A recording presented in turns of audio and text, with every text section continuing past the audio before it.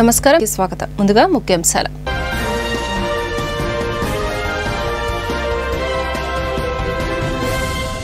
వేసవి దృష్ట్యా నీటి ఎద్దడి సమస్య ఉత్పన్నం కాకుండా మున్సిపల్ కమిషనర్లు చర్యలు తీసుకోవాలని మంత్రి నారాయణ ఆదేశం. మున్సిపాలిటీలు స్వయం పరిపాలన చేయాలని కలెక్షన్లను లేనిదే మనం ఏమీ చేయలేమన్న విషయం గుర్తుంచుకోవాలని వ్యాఖ్య.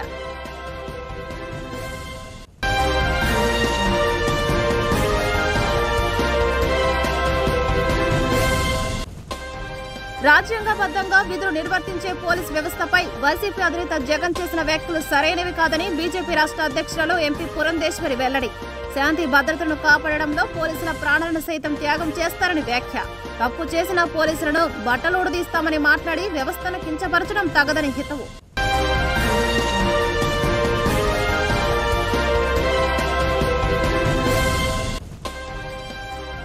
కొయ్య బొమ్మలతో ప్రపంచ ప్రఖ్యాతిగాచిన కొండపల్లిని ప్రభుత్వం పర్యాటక హబ్గా తీర్చిదిద్దనుందని జిల్లా కలెక్టర్ డాక్టర్ జి లక్ష్మీషా వెల్లడి.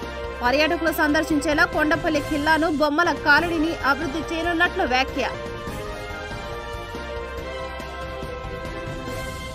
వేసవి దృష్ట్యా నీటి ఎద్దడి సమస్య ఉత్పన్నం కాకుండా మున్సిపల్ కమిషనర్లు చర్యలు తీసుకోవాలని మంత్రి నారాయణ ఆదేశించారు.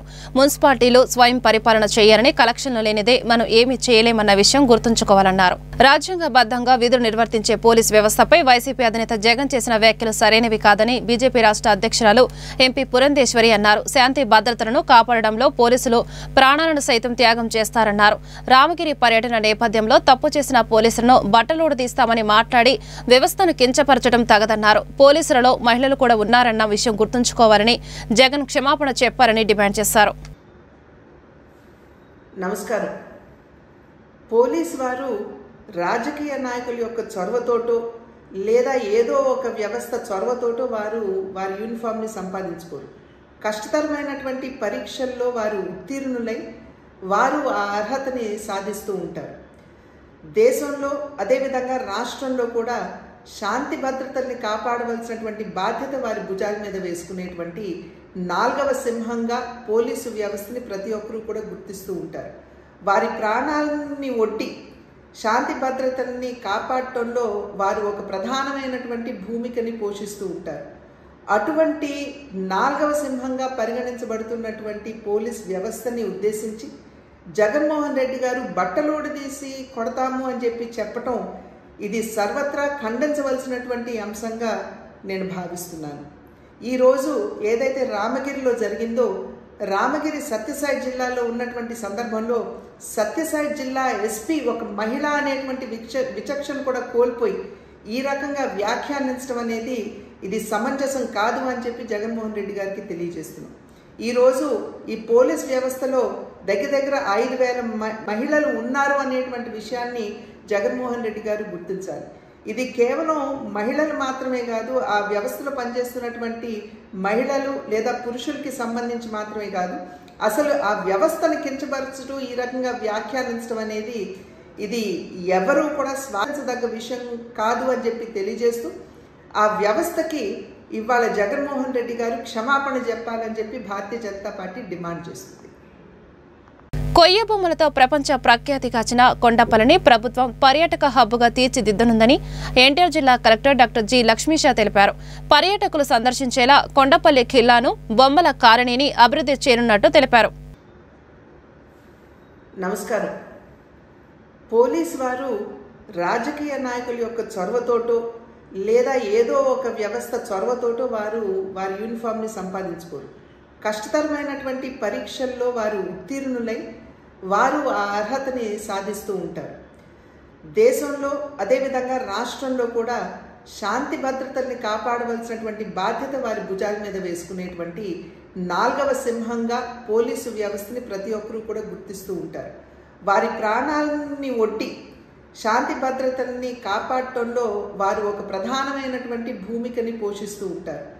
అటువంటి 4వ సింహంగా పరిగణించబడుతున్నటువంటి పోలీస్ వ్యవస్థని ఉద్దేశించి జగన్మోహన్ రెడ్డి గారు బట్టలోడదీసి కొడతాము అని చెప్పటం ఇది సర్వత్రా ఖండించవలసినటువంటి అంశంగా నేను భావిస్తున్నాను. ఈరోజు ఏదైతే రామగిరిలో జరిగిందో, రామగిరి సత్యసాయి జిల్లాలో ఉన్నటువంటి సందర్భంలో సత్యసాయి జిల్లా ఎస్పీ ఒక మహిళ అనేటువంటి విచక్షణ కూడా కోల్పోయి ఈ రకంగా వ్యాఖ్యానించడం అనేది ఇది సమంజసం కాదు అని చెప్పి జగన్మోహన్ రెడ్డి గారికి తెలియజేస్తున్నాం. ఈరోజు ఈ పోలీస్ వ్యవస్థలో దగ్గర 5,000 మహిళలు ఉన్నారు అనేటువంటి విషయాన్ని జగన్మోహన్ రెడ్డి గారు గుర్తించాలి.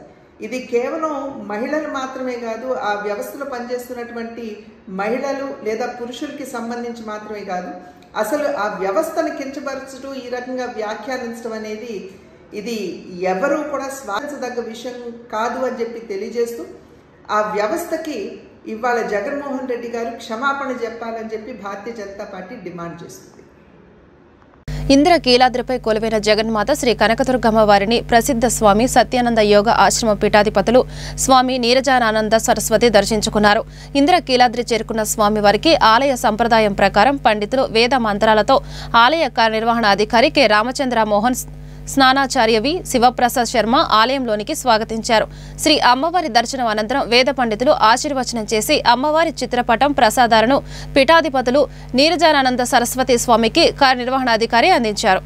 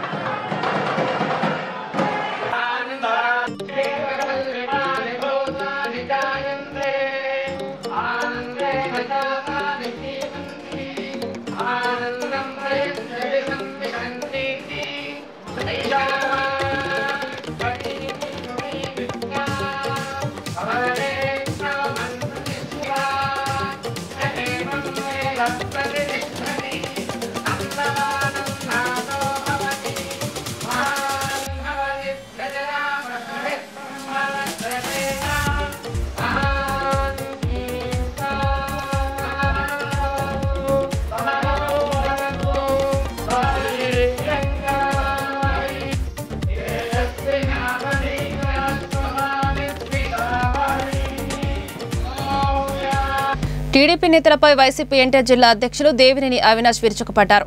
టీడీపీ నేతలకు అక్రమాలు, అవినీతిపై ఉన్న శ్రద్ధ అభివృద్ధిపై లేదని, ప్రజలు పడుతున్న ఇబ్బందులు కూటమి నాయకులకు కనపడడం లేదని విమర్శలు గుప్పించారు.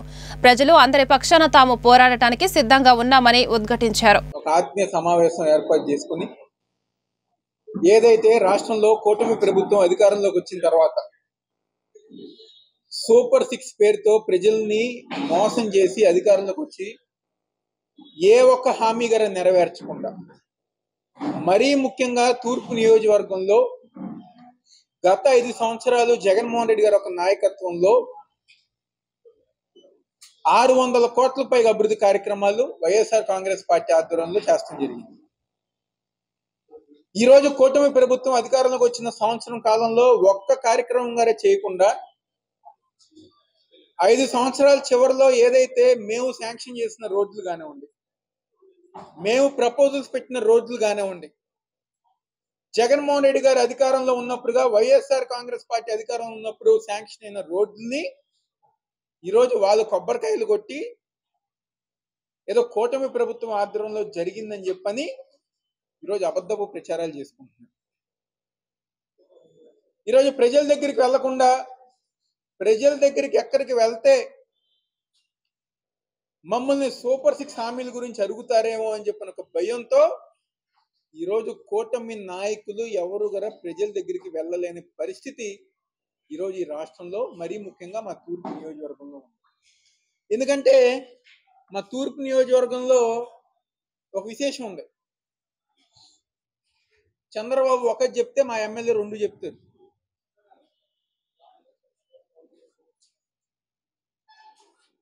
ఎందుకంటే ఇక్కడ ఉంది ఒక డూప్ చంద్రబాబు. ఆయన ఏదో చెప్తే ఆయన దానికి ఇంకొక 2 ఆకులు ఎక్కువ వేసి చెప్తారు. ఈరోజు ఏదైతే చెప్పారో ఈరోజు ప్రజల దగ్గరికి వెళ్తే ఎక్కడ అరుగుతారు అని చెప్పిన ఒక భయంతో ఈరోజు ప్రజల దగ్గరికి వెళ్ళలేని పరిస్థితి. ఈరోజు ఆ రోజు బాండ్లు ఇచ్చారు కదా, సూపర్ 6 హామీలు మేము అమలు పరుస్తామని చెప్పని ఏదో చంద్రబాబు సైన్ చేసిన బాండు ఆ రోజు ప్రతి ఇంటికి పంచారు కదా. ఈరోజు ఆ బాండ్లు ఏం చేసుకోవాలి ప్రజానికం? మీరు ఇచ్చిన బాండ్ని ఏం చేసుకోమంటారని చెప్పని ఈరోజు ప్రజానికం ప్రతి ఒక్కరి గారు అడుగుతున్నారు. ఆ రోజు పొద్దున్న లెగిస్తే రామ్మోహన్ కానివ్వండి, అనురాధ గారు కానివ్వండి, పొద్దున్న లెగిస్తే ఫోన్ చేసేవారు అందరికి. మీ ఇంట్లో 3 పిల్లలు ఉన్నారా, 4 పిల్లలు ఉన్నారా, 6 ఉన్నారా, 5 ఉన్నారా, ఎంతమంది ఉంటే అంతమందికి మేము తల్లికి వందనం ఇస్తా అన్నారు. ఎవరికి ఇచ్చారు? 18 ఏళ్ళు దాటిన ప్రతి ఒక్కరి దగ్గర 1500 రూపాయలు మీ అకౌంట్కే పడతాయని చెప్పన్నారు. ఎంతమందికి పని? నిరుద్యోగులు ఉన్న ప్రతి ఒక్కరి గారు నిరుద్యోగ భృతి ఇస్తామన్నారు, ఉద్యోగాలు ఇస్తామన్నారు. ఎవరికి ఇచ్చారు?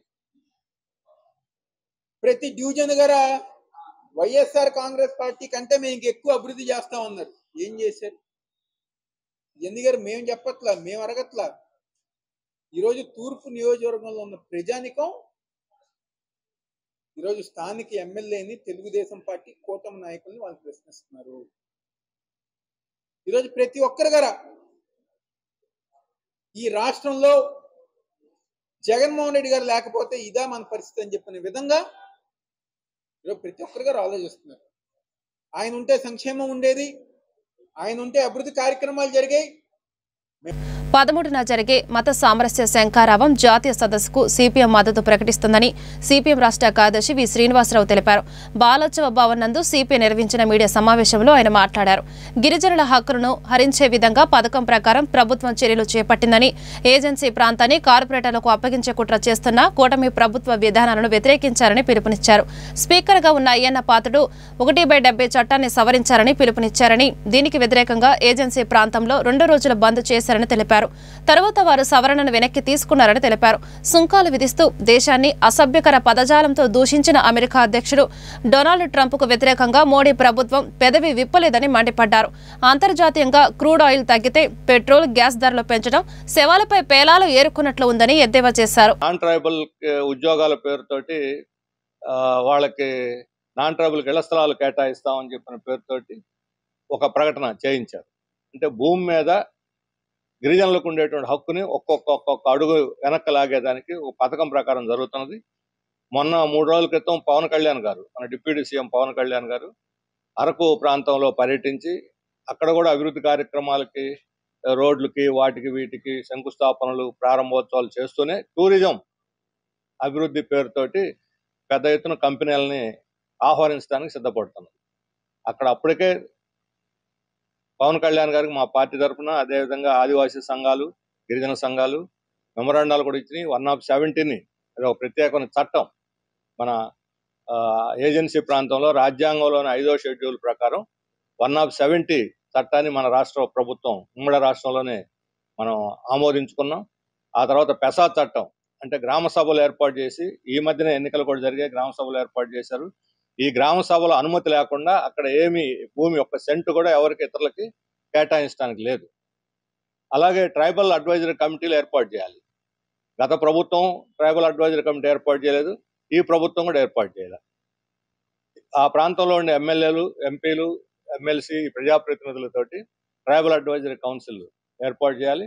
ట్రైబల్ అడ్వైజరీ కమిటీ యొక్క ఆమోదం లేకుండా, వాళ్ళ సిఫార్సు లేకుండా అక్కడ ఎలాంటి కార్పొరేట్, ప్రైవేటు ల్యాండ్ని గిరిజనేతలకి కేటాయించడానికి లేదు భూములు. కానీ ఇప్పుడు ఏకపక్షంగా ప్రభుత్వం ముందడుగు వేస్తున్నది. ఇది అల్లూరు సీతారామరాజు జిల్లా అనే అభివృద్ధి పేరుతోటి మొత్తం గిరిజనుల హక్కులను హరించడానికి ఉద్దేశించింది. గిరిజన హక్కులను హరిస్తే మేము చూస్తూ ఊరుకోము, తీవ్రంగా ప్రతిఘటన ఎదుర్కోవాల్సి వస్తుంది, ప్రజలు ఎదుర్కొంటారు. ఇప్పటికే పోలవరం నిర్వాసితుల్లో రంపచోడవరం నియోజకవర్గంలో సగం ప్రాంత మండలాలు, 7 మండలాలు పూర్తిగా మునిగిపోతా ఉన్నాయి. వాళ్ళకి ఇంతవరకు అసలు పునరావాసానికే దిక్కులేదు. వాళ్ళకి ఎలాంటి అభివృద్ధి చర్యలు, ఆ కార్యక్రమాలన్నీ ఆపేశారు, సంక్షేమ కార్యక్రమాలన్నీ ఆపేశారు. రెండో వైపున టూరిజం పేరుతోటి ఇప్పుడు కార్పొరేట్ కంపెనీలను ఆహ్వానించి వాళ్ళకి అప్పుడు అదాని గ్రీన్ కో లాంటి కంపెనీలకు 5 ఐడల్ పంప్డ్ స్టోరేజీలు కేటాయించారు. వాళ్ళ హక్కు లేదు, రాజ్యాంగ విరుద్ధం.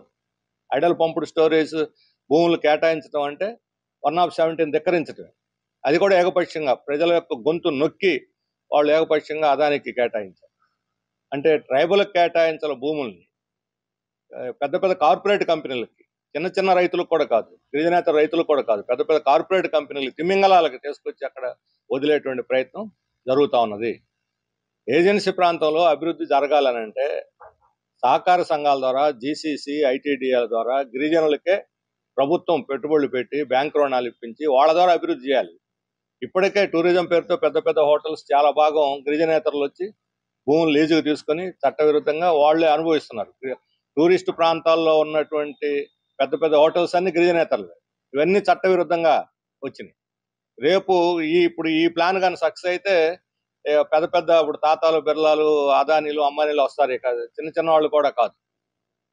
అందువల్ల మొత్తం గిరిజన ప్రాంతం అంతా కూడా, ఏజెన్సీ ప్రాంతం అంతా కూడా సర్వనాశనం అయిపోతుంది. వాళ్ళ గిరిజనుల యొక్క ఉనికే దెబ్బతింటుంది. ఇప్పటికే ఈ ప్రాంతంలో నిరుద్యోగం చాలా పెద్ద ఎత్తున ఉన్నది. గిరిజన ఆదివాసీ యూత్ డిగ్రీలు, పీజీలు, బీటెక్లు చేసినటువంటి వాళ్ళకు ఉద్యోగాలు లేవు. జీవో నెంబర్ 3 దీన్ని సుప్రీంకోర్టు స్టాల్ చేసింది. చంద్రబాబు నాయుడు గారు దీన్ని మళ్ళీ పునరుద్ధరిస్తామని ఎన్నికల వాగ్దానం చేశారు. పవన్ కళ్యాణ్ మొన్న 2 రోజులు పెంచిన గ్యాస్ ధరలను తగ్గించాలని ఆంధ్రప్రదేశ్ మహిళా సమైక్య నేతలు డిమాండ్ చేశారు. ప్రధాని మోడీని కూటమి నేతలు ఎందుకు ప్రశ్నించడం లేదని ధ్వజమెత్తారు. ఉమామహేశ్వరరావు, రాష్ట్ర ప్రధాన కార్యదర్శి, AP municipal workers and employees federation CITU అనుబంధ సంఘం.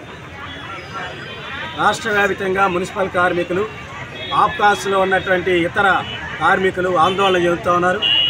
రాష్ట్ర ప్రభుత్వం ఆప్కాస్ రద్దు చేసి ప్రైవేట్ ఏజెన్సీలకు అప్పచెప్పాలని చూస్తూ ఉంది. ఆప్కాస్ వల్ల ప్రతి నెల జీతాలు వస్తూ ఉన్నాయి. పిఎఫ్ డబ్బులు, ఈఎస్ఐ డబ్బులు జీతాలకి కట్టింగ్ లేకుండా వాళ్ళ అకౌంట్లోకి వస్తూ ఉన్నాయి. ప్రైవేటు దళారీలు బెరదలేదు, వాళ్ళ అవమానాలు లేవు, చేత్కారాలు లేవు. కానీ పర్మనెంట్ అవ్వట్లేదు. రిటైర్మెంట్ చేసినా చనిపోయినా వాళ్ళ బిడ్డలకు మాత్రం ఉద్యోగాలు ఇవ్వట్లేదు ఆప్కాస్ వల్ల. ఆప్కాస్లో ఉద్యోగులు అన్నారు కాబట్టి సంక్షేమ పథకాలు లేకుండా పోయినాయి. అవి అమలు చేయాలని ఎప్పటి నుంచో మేము కోరుతా ఉన్నాం. బిడ్డలకు ఉద్యోగాలు ఇవ్వాలని కోరుతా ఉన్నాం. కానీ చంద్రబాబు గారి ప్రభుత్వం ఈ ఆప్కాస్ తీసేసి ప్రైవేట్ ఏజెన్సీలకు ఇవ్వాలని ప్రయత్నం చేస్తుంది. దానికోసం ఉపసంఘం ఏర్పాటు చేశారు. ఆ ఉపసంఘం ఈ 2వ వారంలో సమావేశం అవుతారు. ఈ సమావేశంలో ఏం తీర్మానం చేస్తారో మాకు అర్థం కావట్లా. ఇప్పటికే జరుగుతున్నటువంటి ప్రచారం ప్రైవేట్ వ్యక్తుల్లోకి వెళ్ళిపోద్ది. కాంట్రాక్టులు, దళారీలు వచ్చేస్తారు. ఈ దళారీలు వస్తే గతంలో అనుభవించిన అనుభవాలన్నీ, అవమానాలు, చేత్కారాలు భరించాల్సి వస్తుంది. జీతాలు కోతపడితే ఉద్యోగ భద్రత లేకుండా పోద్ది అనేటువంటి భయం ఈరోజు కార్మికులందరినీ వేధిస్తూ ఉంది. ఈ సందర్భంగా మేము ఆప్కాస్ రద్దు చేసే పని అయితే ప్రైవేట్ ఏజెన్సీలకి మాకండి, మా ఉద్యోగాలు పర్మనెంట్ చేయమనే పద్ధతిలో కార్మికులందరూ ప్రభుత్వాన్ని మొరబెట్టుకుంటూ సంతకాలు సేకరించాం. ఆ సంతకాలన్నీ కూడా ఈరోజు మంత్రి గారికి ఇవ్వబోతా ఉన్నాం. మంత్రి గారు టైం ఇస్తే మంత్రి గారి దగ్గరికి వెళ్ళి ఆ సంతకాలను ఇచ్చి కార్మికుల సమస్యలు, కార్మికుల ఆవేదన తెలియజేస్తాం. అట్లాగే గత 15 రోజుల సమ్మె సందర్భంగా రిటైర్మెంట్ బెనిఫిట్స్ ఇస్తా ఉన్నారు. 60 ఏళ్ళు దాటితే రిటైర్మెంట్ చేస్తే. ఈరోజు 62 ఏళ్ళకి రిటైర్మెంట్ వయసు పెంచలేదు, 60 ఏళ్ళకి బలవంతంగా పంపించేస్తున్నారు. నయా పైసా రిటైర్మెంట్ బెనిఫిట్స్ ఇవ్వట్లా, వాళ్ళ బిడ్డలకు ఉద్యోగాలు ఇవ్వట్లా. వందలాది పోస్టులు 10 రోజుల్లో రిటైర్మెంట్ చేశారు. వాళ్ళ కుటుంబాలన్నీ ఈరోజు నడిబజార్లో ఉన్నాయి. అంతకుముందు ఎన్నికల ముందు నుంచి అనారోగ్యం పాలైన వాళ్ళు, చనిపోయిన వాళ్ళు, రిటైర్మెంట్ చేసిన వాళ్ళు ఎవరైతున్నారో వాళ్ళ బిడ్డలకి ఉద్యోగాలు రాలా, రిటైర్మెంట్ బెనిఫిట్స్ రాలా. వీళ్ళందరూ అలోరామా అని చెప్పేసి అల్లాడుతూ ఉన్నారు. కాబట్టి చంద్రబాబు గారు, పవన్ కళ్యాణ్ గారు మీరు ఆలోచించండి. పేద ప్రజలు మురికినంతా శుభ్రం చేసి, పట్టణాలు శుభ్రం చేసేటువంటి కార్మికుల పట్ల ఇంత నిర్దయగా ఉండటం మీకు తగదు. అట్లాగే ఇంజనీరింగ్ కార్మికులు జీతాలు పెరగల, చాలీచాలని జీతాలతో బతుకుతున్నారు. ఎన్ఎంఆర్లు కానీ, కోవిడ్ కార్మికులు కానీ, బదిలీ కార్మికులు 3-4 వేల నుంచి 12,000 జీతం పొందుతున్నారు. ఈరోజు వాళ్ళు ఎట్ట బతకాలి? పెరుగుతున్న ధరలతో, కరెంట్ ఛార్జీలతో, పెట్రోల్, డీజిల్ ధరలతో నిన్నే కేంద్ర ప్రభుత్వం 50 రూపాయలు వంట గ్యాస్ ధర పెంచింది. ఈ ధరలన్నీ ఎట్ట భరించి వాళ్ళ కుటుంబాలను పోషించుకోవాలి. కాబట్టి ఇప్పటికైనా ప్రభుత్వం పునరాలోచన చేయాలా, వీళ్ళందరికీ జీతాలు పెంచాలి. ఆప్కాస్ రద్దు చేసే పని అయితే మా ఉద్యోగాలు పర్మనెంట్ చేయమని డిమాండ్ చేస్తున్నాం. భవిష్యత్తులో ఈ సమస్యల్ని సానుకూలంగా పరిష్కరించకపోతే రాబోయే రోజుల్లో కలిసి వచ్చే సంఘాలు కలుపుకొని అవసరమైతే నిరవధి సమ్మెకి వెళ్ళడానికి కూడా వెనకాడబోం అని చెప్పేసి ప్రభుత్వాన్ని హెచ్చరిస్తామమ్మా.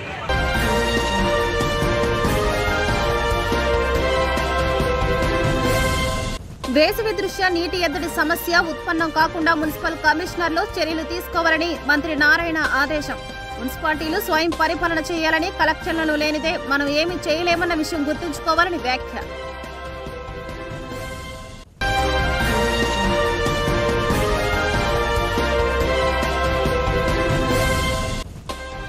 రాజ్యాంగబద్ధంగా విధులు నిర్వర్తించే పోలీస్ వ్యవస్థపై వైసీపీ అధినేత జగన్ చేసిన వ్యాఖ్యలు సరైనవి కాదని బీజేపీ రాష్ట్ర అధ్యక్షురాలు ఎంపీ పురంధేశ్వరి వెల్లడి. శాంతి భద్రతను కాపాడడంలో పోలీసుల ప్రాణాలను సైతం త్యాగం చేస్తారని వ్యాఖ్య. తప్పు చేసిన పోలీసులను బట్టలోడదీస్తామని మాట్లాడి వ్యవస్థను కించపరచడం తగదని హితవు.